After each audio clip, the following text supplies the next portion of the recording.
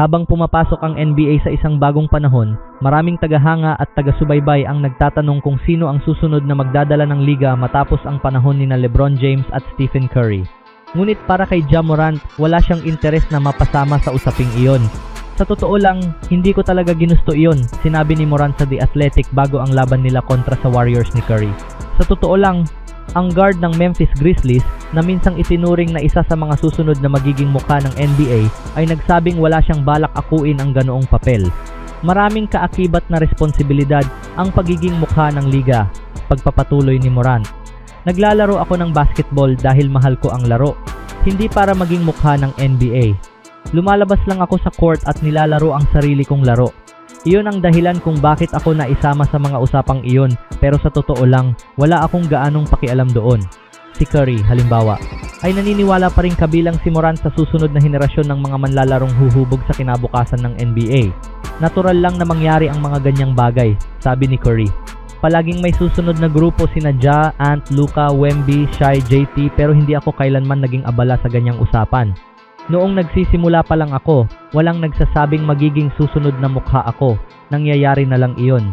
Inamin ni Morant na mas mahalaga para sa kanya ang marinig ang ganoong papuri mula kay Curry at maging kay Kevin Durant na ilang beses na ring nagpuri sa kanyang laro kaysa sa anumang kwento ng media. Mas malaki ang ibig sabihin niyan para sa akin, sabi ni Morant. Ang mga taong iyan ay mga all-time great at magiging Hall of Famers. Para sa akin, respeto iyon mula sa mga kapwa ko manlalaro patunay sa pagsisikap na inilaan ko. Pero hindi pa rito nagtatapos ang lahat. Habang naghahanda siyang muling harapin si Curry, ibinahagi rin ni Morant kung paano siya patuloy na hinahangaan ng ebolusyon ng laro ng bituin ng Golden State. Nakikita mo kung paano nagbago ang laro ni Steph Ania. Noong dumating siya sa liga, mahusay na talaga siyang tumira pero ngayon, parang bumagal na ang laro para sa kanya. Napakadali na ng lahat para sa kanya ngayon, ang magagawa mo na lang ay pahirapan ang bawat tira niya at umasa na pumalya siya. Pinakagusto ko ang mga laban namin dahil laging masayang makaharap ang Warriors. Kung hindi naman niya gustong maging mukha ng liga, ano nga ba ang gusto niyang maging? Ang pinakamahusay na bersyon lang ng sarili kong si Ja, sagot niya. At ano ang ibig sabihin yun? Hindi pa namin alam. Gayunpaman, nananatiling matatag ang kanyang kumpiyansa sa sarili. Hindi naman ako magiging perpekto sa loob ng court, sabi ni Morant, kaya palagi pa ring may mga bagay na maaari kong pagbutihin. Samantala, nagpakita na naman si Yaxel Lendeborg ng isa pang solidong performance para sa Golden State Warriors sa NBA Summer League nitong Lunes matapos maging isa sa dalawang unang scorer sa dominanteng 104-79 na panalo laban sa Oklahoma City Thunder na pinangungunahan ng dati niyang kakampi sa Michigan, si Aday Mara. Hindi man naging kasing kahanga-hanga ang kanyang ipinakita kumpara sa nakaraang tatlong laro, ipinagpatuloy pa rin ni Lendeborg ang kanyang mainit na shooting mula sa 3-point line. Nag-shoot siya ng 4 sa 8 mula sa labas ng arko at nagtapos na may 40 puntos, 2 rebounds at 4 na assist sa loob ng wala pang 25 minutes ng paglalaro. Napakahusay ng naging laro ng ika-11 overall pick sa 4 niyang pinagsamang laban sa Las Vegas Summer League at California Classic, kaya maaaring kailanganin ng magpasya ang Warriors kung ipagpapatuloy pa ba nila ang pagpapalaro sa kanya sa nalalabing bahagi ng Summer League o pahihintuin na siya upang paghandaan ang susunod na season kung saan malinaw na mayroon na siyang malaking papel sa pangunahing koponan. Malaking desisyon na ang kailangang gawin ng Warriors tungkol kay Yaxel Lendeborg. Sa isang banda, marami ang naniniwalang sapat na ang ipinakita ni Lendeborg upang patunayan ang kanyang kakayahan. Ipinamalas niya ang kanyang pagiging versatile sa paghawak ng bola, paglikha ng mga pasa, pagre-rebound, at higit sa lahat, ang kanyang pambihirang tira sa labas. Sa ngayon, tumatama na siya ng 13 sa 21 na 3-point attempts, katumbas ng 61.9%. Ang tanong ngayon ay kung mas makabubuti bang ituon na lamang niya ang pansin sa pagpapabuti ng kanyang kondisyon habang naghahanda para sa training camp. Mayroon pa bang makukuhang mahalagang benepisyo sa natitirang mga laro sa Summer League? O inilalagay lamang ng Warriors sa panganib ang kanilang pinakamahalagang bagong manlalaro sa posibilidad ng injury?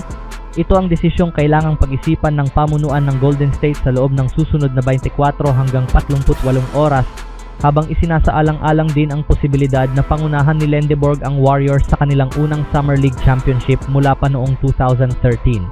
Warriors, isa sa mga pangunahing paborito sa Summer League, Perpekto na ngayon ang record ng Warriors na 4-0 sa mga larong nilaro ni Lendeborg mula pa noong simula ng California Classic, kabilang ang magkasunod na panalo laban sa Dallas Mavericks at Oklahoma City Thunder sa pinagsamang lead na 36 points. Dahil sa panalo noong linggo, umakyat ang Warriors sa ikalawang pwesto sa standings, kasunod lamang ng Los Angeles Lakers na dati rin nilang tinalo ng kumbinsido sa California Classic. Sa kasalukuyan, itinuturing ang Golden State bilang isa sa mga pangunahing paborito upang manalo ng Summer League Championship at kung magpapatuloy ang kanilang tagumpay. Maaari ring magkaroon si Lendeborg ng pagkakataong mapanalunan ang Summer League MVP o kahit mapasama sa All-Summer League First Team. Ano sa tingin nyo mga kaibigan? Sa ibang balita naman, may connection ba ang pagkuha ng Golden State kay Vogel kay LeBron? Opisyal na kinuha ng Golden State Warriors ang former head coach ng Los Angeles Lakers na si Frank Vogel bilang associate head coach sa coaching staff ni Steve Kerr. Nagdulot ng maraming usapan sa buong NBA ang hakbang na ito dahil naging head coach ni LeBron James si Vogel sa Los Angeles mula 2019 hanggang 2022. Dahil dito marami ang nag-isip na maaaring isa na naman itong hakbang ng Warriors upang mahikayat ang 22-time NBA All-Star na lumipat sa Golden State. Nagbigay ng reaksyon ang NBA World sa pagkuha ng Warriors kay Frank Vogel. Inihayag ng NBA insider na si Shams Charania ang balita nitong Lunes. Ang matagal ng NBA coach na si Frank Vogel ay pumayag na maging associate head coach ng Golden State Warriors sa ilalim ni head coach Steve Kerr. Ayon sa mga source na nagsabi sa ESPN, mabilis na nag-ugnay ang mga tagahanga at personalidad sa NBA ng balitang ito sa posibilidad ng paglipat ni LeBron James sa Warriors at nagsimula pa ang iba't ibang espekulasyon. Isang Warriors fan account sa X ang simpleng nagsulat, "Pupunta na si LeBron sa Warriors." Isa namang content creator ang nag-react, "Si Bron, magiging Warrior? Hindi ko matanggap bro." May isa pang user na nag-iwan ng mensaheng maaaring iba-iba ang interpretasyon. Interesting pero napakagandang hire. Sa kabilang banda, marami rin ang pumuri sa pagkuha kay Vogel batay sa kanyang kakayahan bilang coach. Isang taga-subaybay ng NBA ang nagsabi, "Gusto ko sanang mapunta si Frank sa Denver. Mabuti para sa kanya." Isa pang influencer ang nagsulat, "May bago ng defensive coach ang Warriors, napakagandang balita nito dahil napakataas ng reputasyon ni Frank Vogel. Si Tom Thibodeau sana ang pinaka-ideal, pero napakahusay ding alternatibo ni Vogel. May panibagong pag-asa para sa mas magandang depensa na matagal nang nawawala sa koponan mula nang umalis si Mike Brown." Isang NBA writer naman ang nagkomento, "Talagang gusto ko ang hire na ito. Isa si Vogel sa pinakamahusay na defensive coaches sa NBA. Inaasahang siya ang mga ngasiwa sa depensa ng Warriors sa susunod na season." Ngayon, sasali si Vogel sa Warriors na nagtapos lamang sa ika-16 na pwesto sa defensive rating noong 2025-26 season sa kanyang karanasan at gabay, kasama ang inaasahang pagbabalik ni Jimmy Butler III mula sa injury at ang posibilidad na maging ganap na malusog si Kristaps Porzingis sa pagsisimula ng season. Inaasahang malaki ang magiging pagbuti ng depensa ng Warriors sa 2026-27 season. Tungkol naman kay LeBron James, hindi inaasahang magiging malaking salik ang pagkuha kay Vogel sa magiging desisyon niya. Kung sakaling piliin niyang lumipat sa Golden State, mas malamang na dahil iyon sa pagkakataong makalaro ang kanyang malalapit na kaibigan at mga magiging Hall of Famers na sina Stephen Curry at Draymond Green. Sa ngayon, wala pang palatandaang malapit nang magkaroon ng opisyal na anunsyo, ngunit nananatiling isang sitwasyong nararapat bantayan ang mga susunod na linggo. Anong masasabi niyo mga kaibigan?